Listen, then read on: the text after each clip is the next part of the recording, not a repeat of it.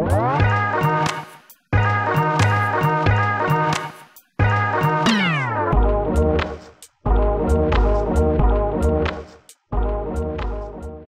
and welcome to Free to Disagree, the only video podcast where we talk about interesting philosophical ideas. I make the case for them and defend them, and you argue back in the comments, and we come to a fuller understanding of the truth.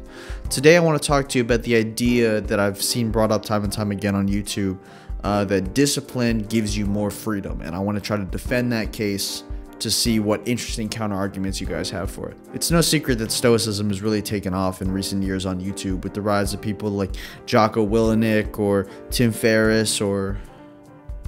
In this video, you are going to learn 5 knowledge bombs dropped by Marcus Aurelius, the Emperor of Rome and the Stoic philosopher.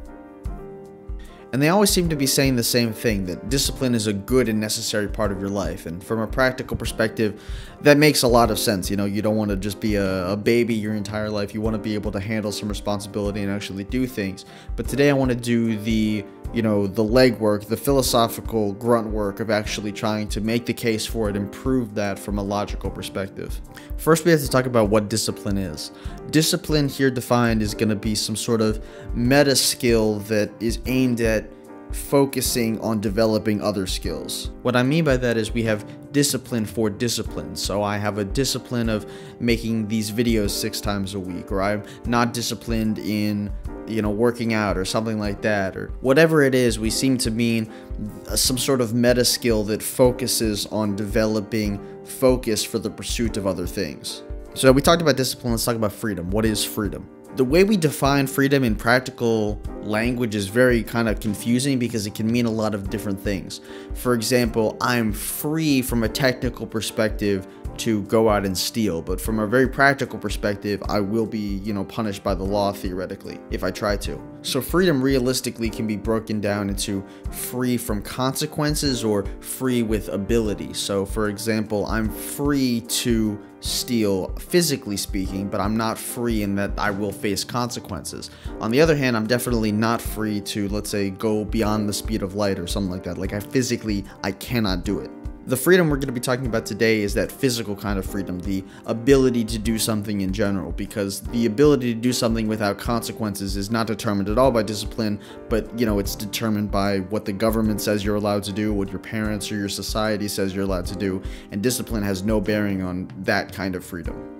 And this ability-based freedom is interesting because it's kind of like Aristotle's capacity, where he defined a capacity as the things that you are able to do at any point in the future. So for example, I have the capacity to upend my entire life right now, fly out to California, get an apprenticeship as a winemaker and make wine for the rest of my life. In that sense, freedom is a more limiting version of Aristotle's capacity. It's more like I can go out to California right now. I can buy a plane ticket, but I can't right now make super fancy, super good tasting, super nice wine. I don't have that ability as of this moment. So freedom is capacity in T time, whatever time you're defining the current time to be, which gives us a better idea of what freedom is and what we mean by what we can do to increase or decrease or change it. So let's say at a point in time, T time, I have the ability to do X number of things. The theory is that by disciplining myself, I will be able to increase over time that number of things that I'm able to do. Now, there are 2 different ways we can go about demonstrating this. We can demonstrate it from a societal level, and we can demonstrate it from a personal level. So let's start with societal. To do this, I need to talk a little bit about what John Locke calls license versus liberty. So John Locke defines license as basically just whatever you do, whatever you want. You can do whatever you want to do, whenever you want to do it, no consequences, do whatever. He defines liberty as restraining from certain actions. That doesn't really make a lot of sense, but essentially it means like, well, you have the liberty to, go out and start a business or whatever, but you don't have the liberty to go out and kill someone unless you've been provoked in some sort of manner that they threaten your life. The argument is that a society that increases its amount of liberty and decreases its amount of license can actually paradoxically accomplish more because we're not killing each other and doing all that sort of stuff.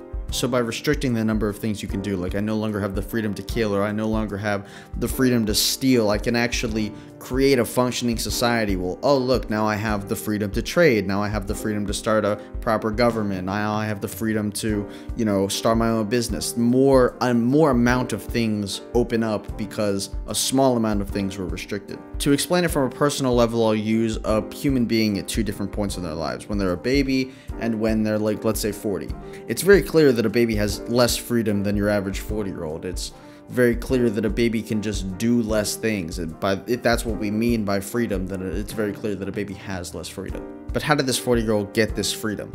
The argument from discipline is that they actually gained it by deciding to restrict themselves from doing particular things for a certain amount of time, and instead choosing to focus on living a disciplined life, and thus opening up more opportunities for them in the long run. The best example of this is probably school, where we choose to restrict our freedom temporarily for the promise that it opens up future opportunity. Or for example, if I choose a blacksmith apprenticeship and I decide to exchange my 10 hours of free time a day for a disciplined focus on this discipline, then in the future I will have more opportunities and thereby more freedom, as opposed to just living whatever kind of life I wanted to live, and then I never develop any skills, then I develop no opportunities, and then I develop no freedoms as a result. Again, the way we're defining freedom is the number of things that you can do at any time. So someone who has the ability to do 500 different things with their life is more free than someone who can only do like 5 or 6 different things with their life. From this perspective, it's very clear that gaining skills or gaining disciplines through discipline is the most effective route human beings have for gaining freedom. But as always, feel free to disagree, leave your thoughts and arguments in the comments below. I'll be more than happy to have that argument with you. It'd be a lot of fun. And, who let Diogenes in the public library? Alright. Okay, alright. God bless. See you later.